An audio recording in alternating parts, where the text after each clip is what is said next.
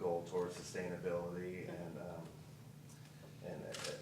fairness and equity and fair And trade. what's your vision? What's the big vision that carries you?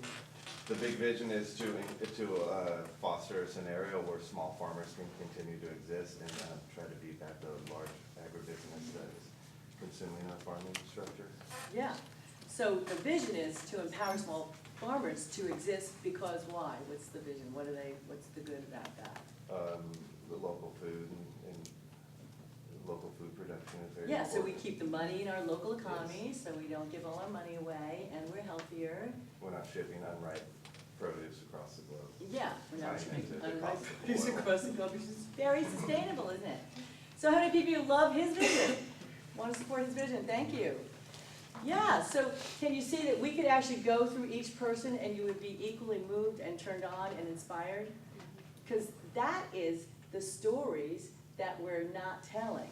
So that's what I'm challenging you to actually speak to people, is just tell them, this is what I'm up to.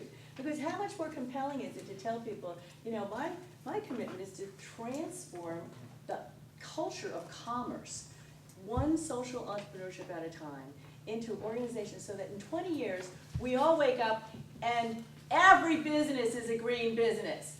There is no more company that is polluting the rivers or streams or airways. Every business is doing something as part of their mission to empower the earth and rejuvenate the earth and actually support the communities that they live in. How many people want to live in a world like that? Yeah. So that's powerful. And that's what we leave out when we start asking people, do you want to buy my LED light bulb? No bulbs. Whatever. It's the point, that we sell the thing, not the vision, and that's what people want to hear. How many of you know that the story of the little girl who was a Girl Scout, that Marquita Andrews? So there was this young 9-year-old black girl who had lived with a single mom outside of the suburbs of Detroit. And her mother had always wanted to take a trip around the world, but they never had any money. But she had gotten into the Girl Scouts. And in the Girl Scouts, they had a prize for the girl that sold the most cookies would win 2 round-trip tickets around the world.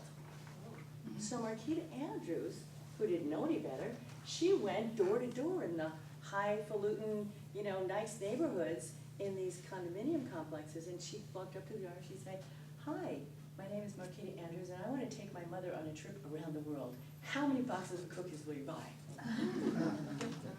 Now, the average Girl Scout in those days sold, the best-selling Girl Scout sold 300 boxes of cookies.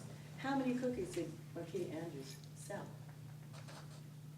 She sold over 3,000 boxes of cookies.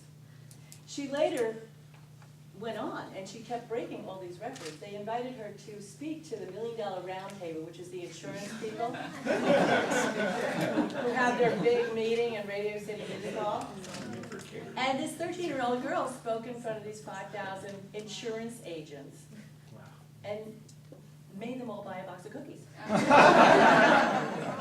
And now she's just written a book that's called Computers, Cars, and Cookies. And she is still training people in the art of effective enrollment.